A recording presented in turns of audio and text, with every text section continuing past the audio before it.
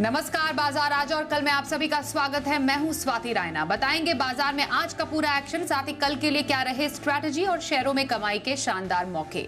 आप भी पूछ सकते हैं हमसे सवाल। हमारा फोन नंबर नोट कर लीजिए 02223001634 या फिर आप हमें 02223001635 पर कीजिए कॉल। फेसबुक पर @जी बिजनेस ऑनलाइन और x.com पर @जी बिजनेस अपने सवाल भेजिए #बाजार आज और कल लिखकर। आपकी कल की तैयारी कराएंगे जी बिजनेस के मैनेजिंग एडिटर अनिल सिंघवी। साथ ही खास मेहमान हमारे साथ आज हैं आनंद राठी सिक्योरिटीज के सिद्धार्थ सिडानी। सिद्धार्थ, बहुत स्वागत करते हैं आपका आज के इस शो में। और सबसे पहले आज के बाजार पर एक नजर डाल लेते हैं। शेयर बाजार में वीकली एक्सपायरी के दिन बिकवाली दर्ज की गई। प्रमुख इंडेक्स लगातार तीसरे दिन लाल निशान में बंद हुए। सेंसेक्स 314 अंक गिरकर 71,186 पर फिसला। निफ्टी 110 अंकों की गिरावट के साथ 21,462 पर बंद हुआ। और सबसे ज्यादा बिकवाली रही बैंकिंग, फाइनेंशियल, आईटी और मेटल सेक्टर में। फार्मा, पीएसयू, बैंकिंग और रियल्टी सेक्टर में खरीदारी रही।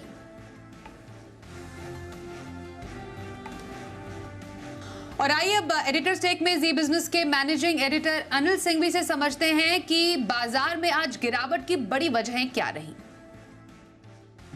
भारतीय बाजारों में आज फिर से दिखा दबाव और शुरुआत कमजोरी होने के सारे संकेत थे।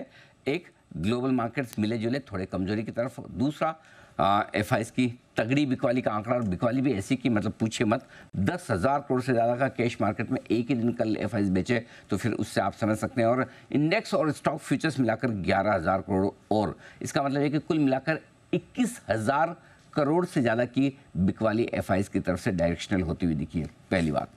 दूसरी बात, ग्लोबल मार्केट्स कमजोर। और तीसरी बात, अगर आप देखें तो एडीआर 9% करीबन कमजोर होता नजर आया एचडीएफसी बैंक का। ये सारे फैक्टर थे। कमजोर खुलना तय था, खुले भी 21,500 के नीचे खुले। खुलने के बाद थोड़ी एक बार स्टेबिलिटी दिखाने की कोशिश की, 21,400 के आसपास रिकवरी भी हुई 21,475 तक। लेकिन उसके बाद वापस से जो बिकवाली का दबाव बना शुरुआती घंटे में, पूछे मत, नीचे में लुढ़कते निफ्टी 21,300 के नीचे भी पहुंचा, 21,285 का लो बनाया। लेकिन स्मार्ट रिकवरी, निचले स्तर से 300 पॉइंट से ज़्यादा की रिकवरी हुई और फाइनली बंद होते होते बहुत ही बढ़िया रिकवरी के साथ 21,460 के आसपास निफ्टी बंद होता दिखा, 100 अंकों के नुकसान के साथ। बैंक निफ्टी भी निचले स्तर से 300 अंक रिकवर हुआ और करीबन 350 अंकों के नुकसान के साथ 45,700 के आसपास ये भी बंद होता दिखा। लेकिन ज़्यादा मज़ा आया आज रोलर कोस्टर राइड का मिड कैप और स्मॉल कैप शेयरों में। एक समय mid cap small cap share 2 से 4% तक टूट चुके थे। 1200-1300 पॉइंट मिड कैप इंडेक्स नीचे था, लेकिन रिकवर होकर मुश्किल से 50 पॉइंट मिड कैप इंडेक्स और स्मॉल कैप इंडेक्स सिर्फ 25 पॉइंट नीचे रहा। अब आज के सेशन को आप दो तरीके से देख सकते हैं। एक तरफ से कि कमजोरी वाला लगातार तीसरा सेशन आपके सामने रहा, कल की कमजोरी को आगे बढ़ाता दिखा। लेकिन दूसरी तरफ अगर आप पॉजिटिव साइड पर देखें तो वाह, निचले स्तर से क्या शानदार रिकवरी आई और इन्वेस्टर्स, जो लॉन्ग टर्म इन्वेस्टर्स हैं, जो खरीदारी का मौका ढूंढ रहे थे, उन्हें एक बढ़िया और बेहतरीन मौका मिला आज पैसा लगाने का। तो कुल मिलाकर इंडेक्स देखेंगे आपको लगेगा एक और खराब सेशन। लेकिन अगर इंडेक्स के बाहर निकल कर देखेंगे ब्रॉडर मार्केट में और जिस तरह की रिकवरी आई, तो आज का सेशन कंपेरेटिवली काफ़ी बेहतर रहा कल के मुकाबले। आइए अब संस्थागत निवेशकों के आंकड़े भी देख लेते हैं। एफआईआईज यानी विदेशी संस्थागत निवेशकों ने एक बार फिर से कैश मार्केट में भारी भरकम बिकवाली की है। 9,901 करोड़ रुपए की बिकवाली के आंकड़े एफआईआईज की तरफ से। डीआईआईज घरेलू संस्थागत निवेशकों ने करीब 5,977 करोड़ रुपए की खरीदारी की है।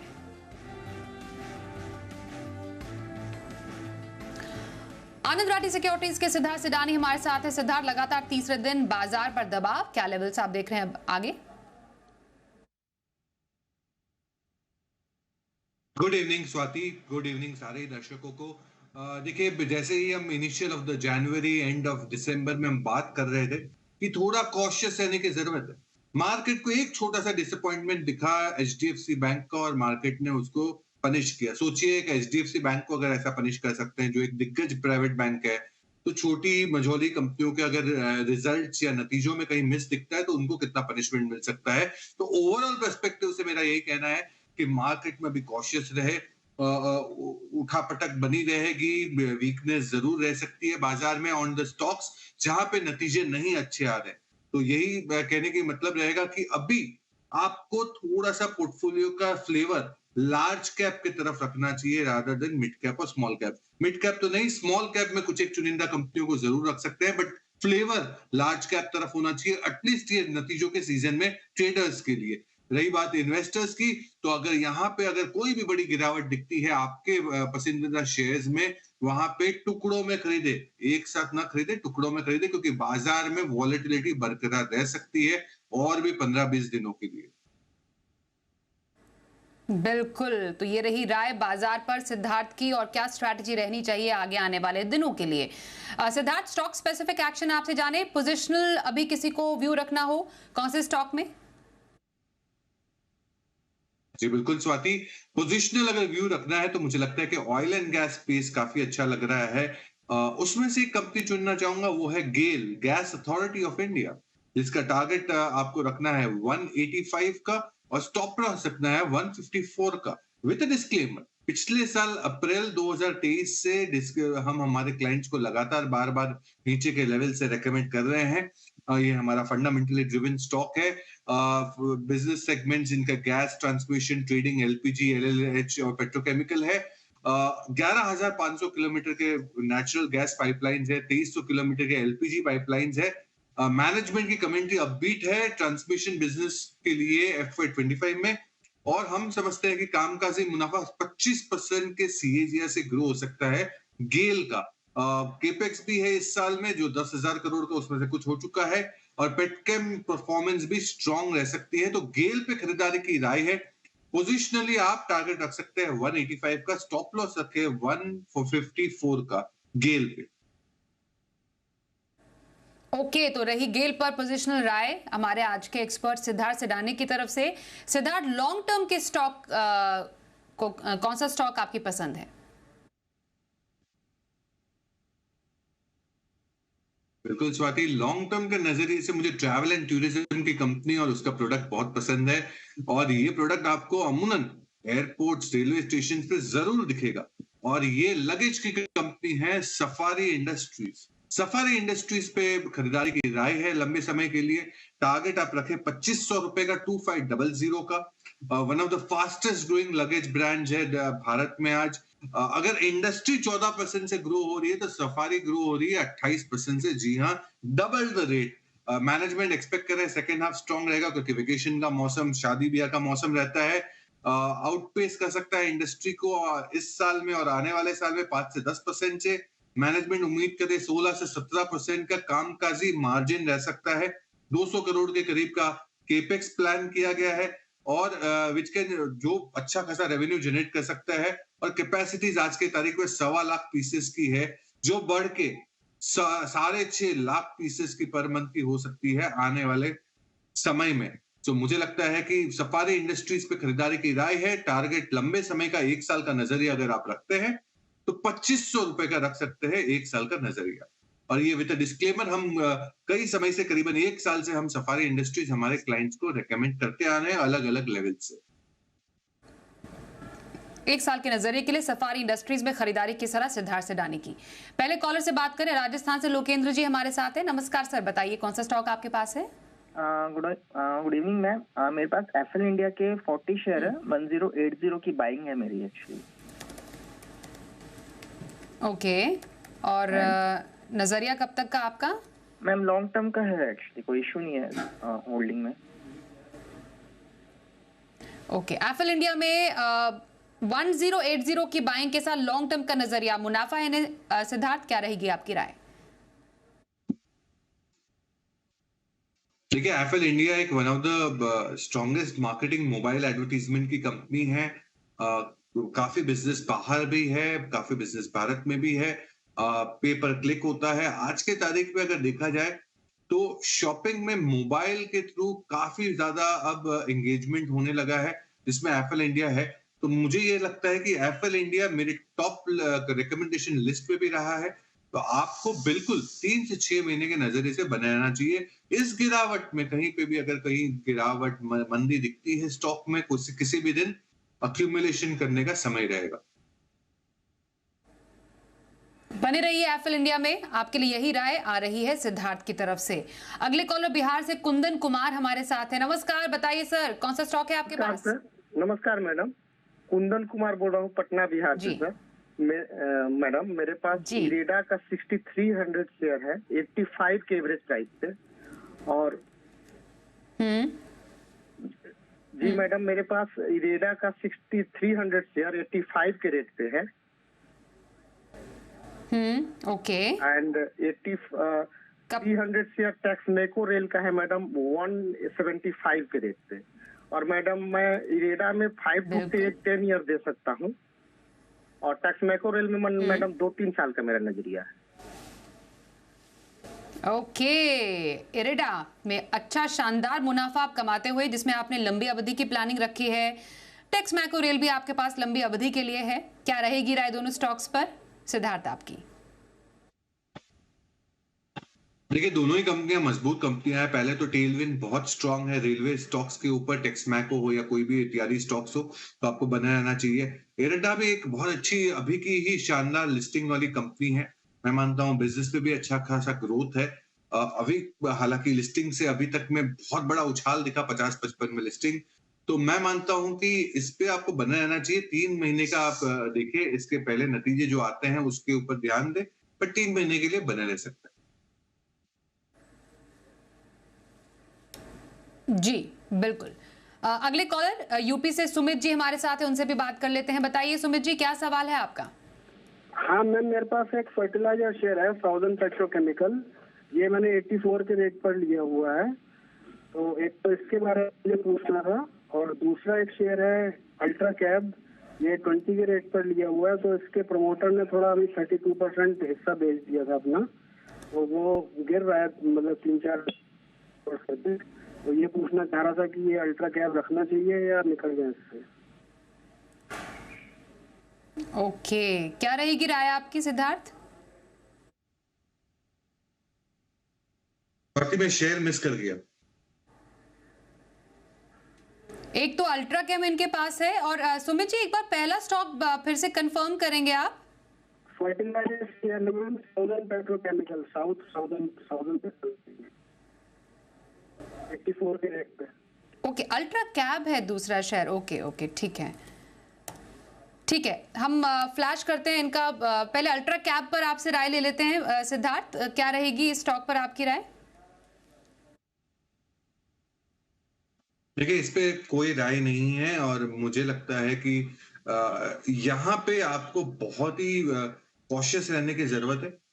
हालांकि स्मॉल कैप्स में थोड़ा बहुत दबाव आया, फिर रिकवरी आ गई, बट बहुत अच्छे रिटर्न्स बने हैं स्मॉल कैप स्टॉक्स में। तो ये स्टॉक में तो पर्टिकुलर मेरी राय नहीं है, उछाल पे निकलने की सलाह रहेगी अगर मुनाफा बन रहा है तो। बट मैं यही सलाह दूंगा, लार्ज कैप ओरिएंटेड स्टॉक्स पे ज्यादा ध्यान दें।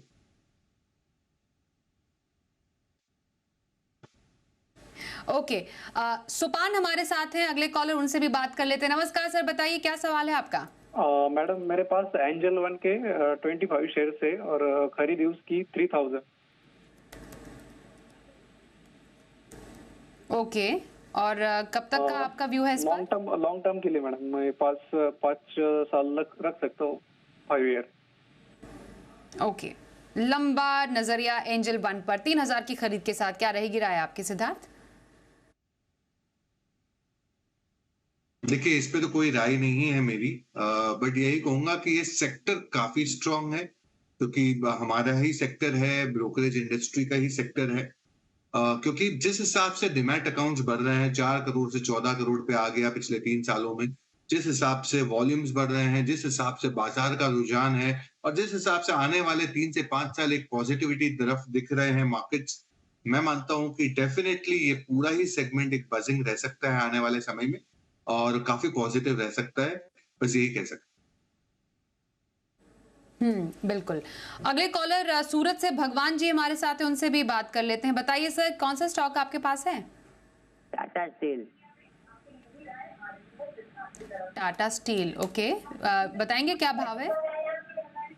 मुझे वो भाव तो मुझे कुछ अभी याद नहीं है, पर मैंने 110 में लिया था। तो आप मुझे बता सकते हैं कि मुझे ये रखना चाहिए कि नहीं, ये स्टॉक?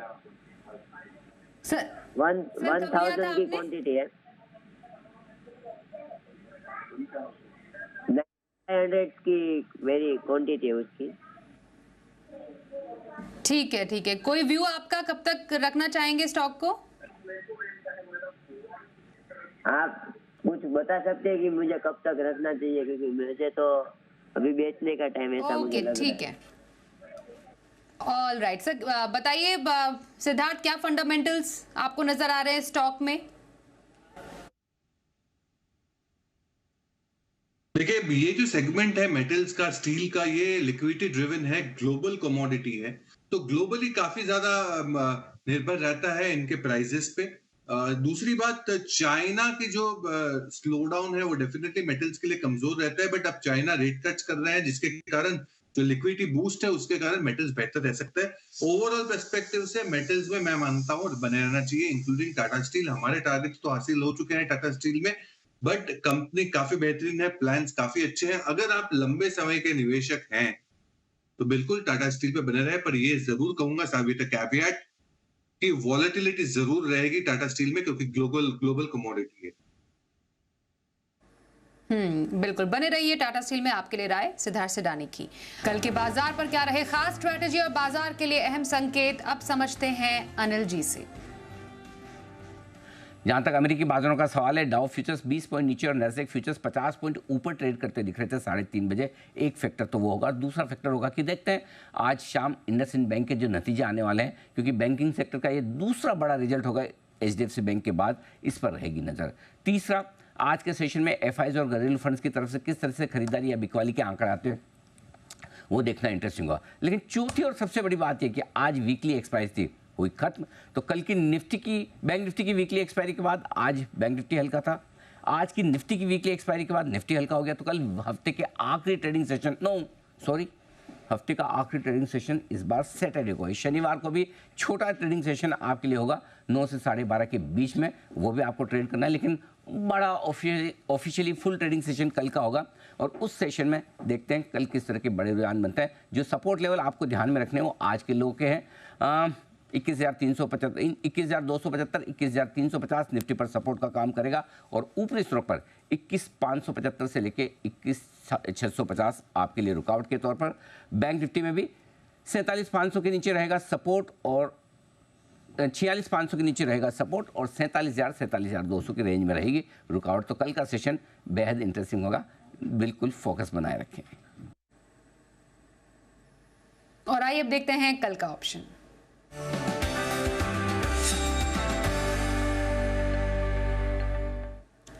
हमारे साथ है चॉइस ब्रोकिंग के सुमित बगड़िया। सुमित जी, स्वागत करते हैं। जानना चाहेंगे कल के बाजार पर क्या रही स्ट्रैटेजी। नमस्कार, गुड इवनिंग स्वाति। कल के बाजार में ऑप्शन की 2 रणनीति है मेरे पास। पहली रणनीति फार्मा सेक्टर का सन फार्मा में 1330 वाला कॉल तेजी करके चलने का सलाह रहेगा।